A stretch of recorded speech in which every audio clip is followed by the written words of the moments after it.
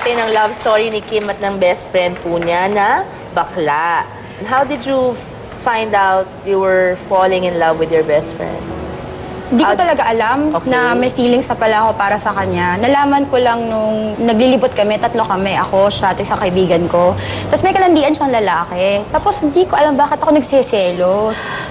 Okay. Parang all of a sudden, May crush ang boy. oo, bakit ako nagsiselos ganyan? Tapos ganda, uwi na tayo. Uwi na tayo, halika na, uwi na tayo. Tapos sabi niya, halika na, uwi na tayo, ganyan.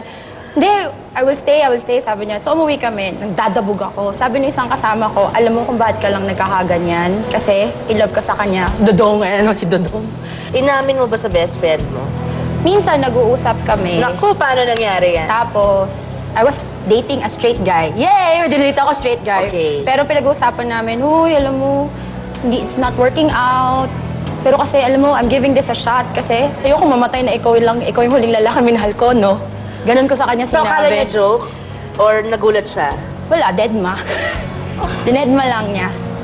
Kasi siguro, nasabi ko nun yun sa kanya nung hindi ko na siya, wala na yung love ko sa kanya or yung romantic feelings ko sa kanya. Sure ka? Wala na yung Ay, wala heart? na talaga. Oo. Oo, wala na talaga. Kahit hirap mo siya sana kaubad dyan, wala. Talaga? Oo, promise. But you never talked about it? We like, never talked about it. Kasi, siguro ang nangingibabaw sa akin is nagigilty ako. Na parang, ay, kaya pala ginagawa ko yung mga yun kasi may vested interest Oo. ako. Na hindi naman masama kasi love naman yun eh. But you never talked about yung, ang ganda na ng friendship Yeah. mo. Tapos hindi niya sinabing, best friend mo siya eh. So wala ba siyang Nakakahiya. sinabing, Kim, parang you know naman it can't happen. Meron pa siyang isang linya na sinabi sa akin na kinilig ko ng bonggang-bongga. Sabi niya, ikaw ang pinaka-importanting babae sa buhay ko pagkatapos ng ina ko. Mga ganyang linya. O, kumusta na kayo ngayon, Kim? Are you still close? Hindi na masyado. Kasi hindi na siya based dito sa Pilipinas eh. So, But so you keep in touch pero... bihira. Busy rin kasi siya sa trabaho niya eh. So neither of you makes an effort para Laging ako. to see Yes. each other? Oo. Pinupuntahan mo siya doon? Oo, pinupuntahan siya sa London. Ganong kalayo? Yes, sa London siya. Sus, Maria Santissima. Okay, Social Kim. ako eh, Charis. Oo, pero hindi. Love mo talaga. Hindi mo gagawin yan kung hindi. I think deep down, oo. Oo, okay. Mahal mo siya. Nakakaloka ka! Totoo, di ba? Pwede. Okay, Kim, karamihan ng naging crush mo, bakla. Na-love ka rin sa best friend mong bakla din. Bilang isang babae, meron ka bang issues? Baka may issues o insecurities na ang mga bakla lang din ang nakakapag parang puno. Yung baka there are parts of you, empty spaces na feeling mo, sila lang yung merong abilities na for some reason, sila lang ang nakakapuno. Hindi nakakapuno. Sila lang yung nagbibigay talaga ng attention sa akin. Or sila lang yung, they're the only kind of men that gives me attention. Were you appreciated as a child? I wasn't. I mean, Was your father very vocal about you being pretty? no, Ganyan, he's not. Even my mother. Even your mother. Oo. Kaya siguro ganon. Did your friends used to tell you you're pretty and ganyan? They always tell me that I'm beautiful or I'm pretty. You are, but Kim! I'm telling you myself, hindi ako mag-aaksaya ng laway para sabihin maganda nga. ka kung hindi. I-tweet ko yan, Parang- ha? Oo, tweet mo, please. Sabi ni You're very pretty. Cuneta, 12, ganda ko. No, Narinig you're niya. very pretty. Thank you. Totoo, you're very pretty. Thank Siguro you. you should just, talaga, meet more straight guys, straight men. Siguro you should find a way.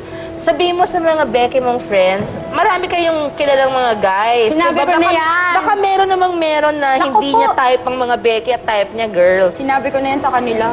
Wala din. Sabi ko, ay, Talaga? hopeless. Okay, sige. Dapat madestino to sa ibang bansa. Tama!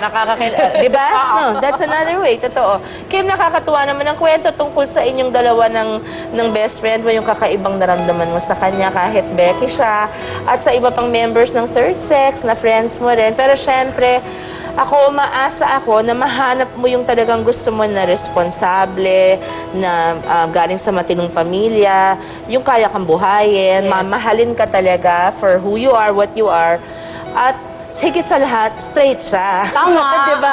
I pray for that. Idasal mo lang yun. Be Sabi nga specific when you pray.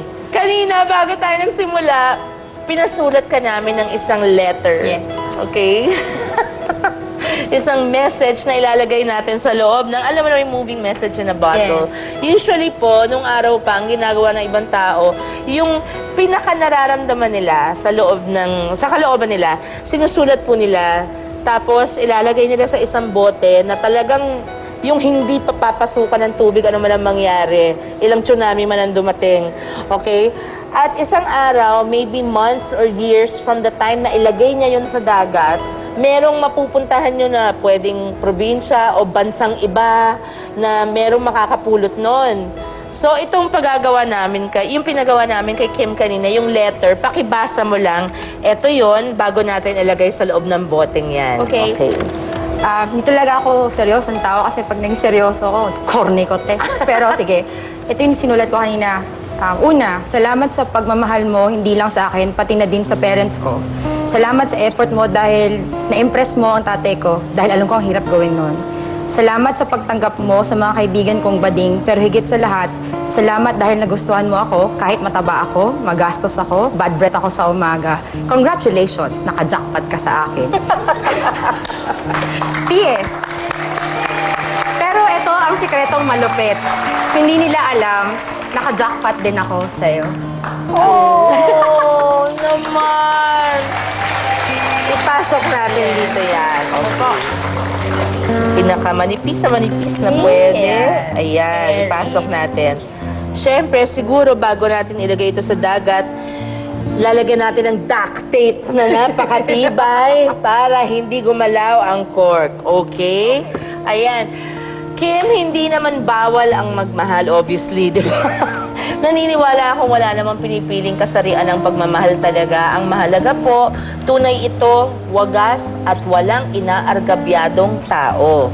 Yun ang importante. Hindi importante ang kasarian ng pagmamahalan or nagmamahalan basta walang nakakatapak at walang nakakagamit sa kapwa-tao because you end up hurting people. Isn't that right? Yeah. Okay. Susunod mula po kay Kim na lagi na lang in love sa mga Becky, dalawang babae na nasasabing fag hags daw sila. Ano ba yung fag hags? Ayan, naalamin natin. Pero sagot nila, hindi kami fag hags. Ang tawag sa amin, fagnet. Kasi ang fagnet, parang magnet ng fag. Fag is, it's politically incorrect, pero among friends, it's accepted. So, parang magnet daw sila ng mga bading. Ayan. At ang kaibahan nito, ang kaibahan ng fag hag sa fagnet, at ang kanilang makulay na makikipagkaibigan sa tinatawag na rainbow community, rainbow talaga, ng mga bading. Sa pagbabalik lamang ng Shara natin, malalaman yan. Kasama mo, kapatid.